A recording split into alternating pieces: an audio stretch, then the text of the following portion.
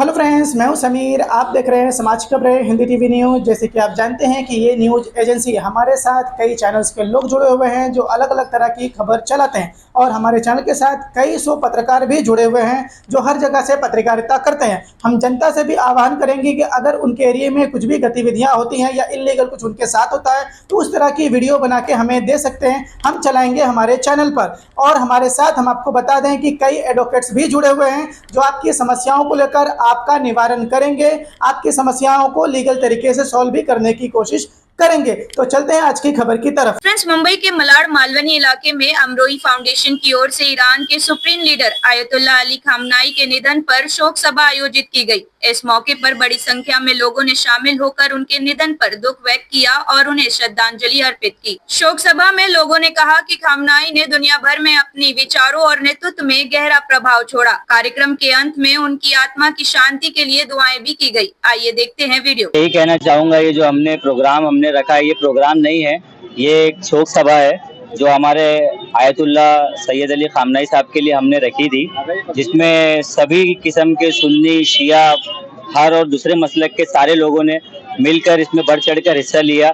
और उन्होंने बताया कि कुछ लोगों की नफरत फैलाने से हम लोग अलग नहीं होंगे, हम सब एक हैं, हम सब में कोई फर्क नहीं, हम सब इस्लाम को फॉलो करने वाले लोग हैं और हमारे में कोई डिफरेंसेस नहीं। मैं सभी लोगों को ये कहना चाहूँगा कि मिलजुल कर रहें। अपनी आपसी रंजिशों के लिए आप किसी दूसरे को उसका फ़ायदा उठाने का मौका ना दें और आपस में सब ना इख्तलाफी दूर करें और सब एक साथ रहें। आज की शोक सभा ईरान के supreme leader Ayatollah Sayyid Ali Khamenei Hosseini, जिन्होंने 36 साल तक अपनी हुकूमत के साए में मजलूमों का साथ दिया और फ़िलिस्तीन के हमनवा रहे और चाहते थे कि जो असल बाकी है वो अपनी असल पर बाकी रहे और जिसने जुल्म सितम किया है वो अपने घर वापस जाए। यहूदी हों या ईसाई हों, अल्लाह ने सबको जीने का हक दिया है, रहने का हक दिया है, लेकिन किसी पर जुल्म करने का हक किसी को नहीं दिया है।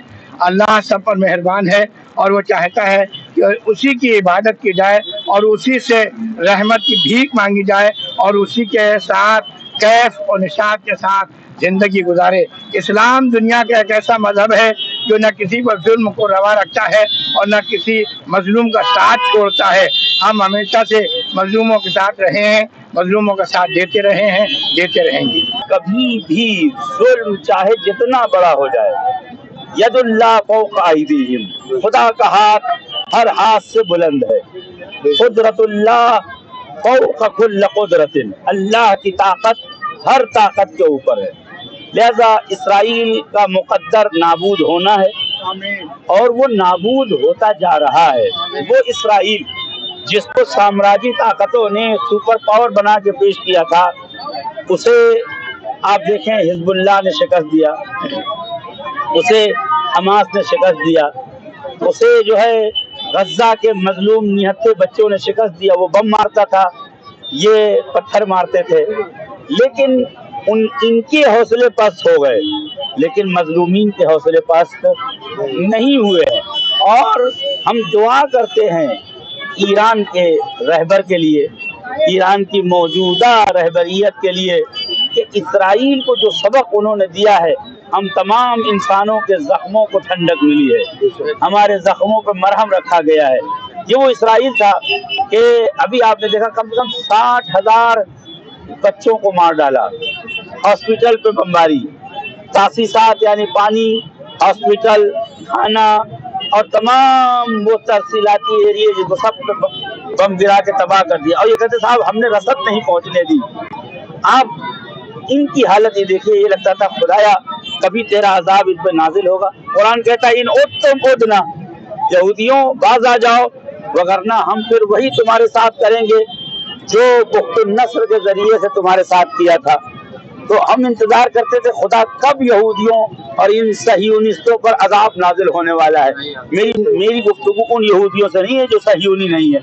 जिस तरह इस्लाम मजहब है मोहतरम है, यहूदी मजहब है मोहतरम है, क्रिश्चियन मजहब है मोहतरम है, हिंदुइज्म मजहब मोहतरम है। मेरी गुफ्तगू उन लोगों से है कि जो सहियोनिस्ट हैं, जो जालिम हैं, जायोन हैं, इंसानियत को तबाह करने वाले हैं। हम ये सोचते थे कब ऐसा होगा, लेकिन खुदा सैयद अली खामनेई साहब पे रहमत नाजिल करे। उस 12 दिन की जंग पर उन्होंने इसराइल को तबाह किया और उस दिन हमने सहियोनिस्टों को रोता देखा, बिलकता देखा। अल्लाह के वादे पर यकीन था, यकीन मजीद हो गया, इत्मीनान था और इत्मीनान बढ़ गया।